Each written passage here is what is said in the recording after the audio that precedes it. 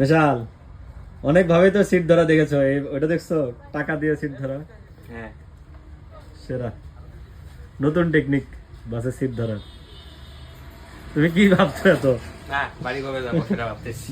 তুমিও কিভাবে টাকা দিয়ে সিট ধরবে? না আমার এত টাকা নেই, আমি করি মাত্র 10 টাকা দিয়ে সিট ধরেছে রাজার ছেলে মনে হয়।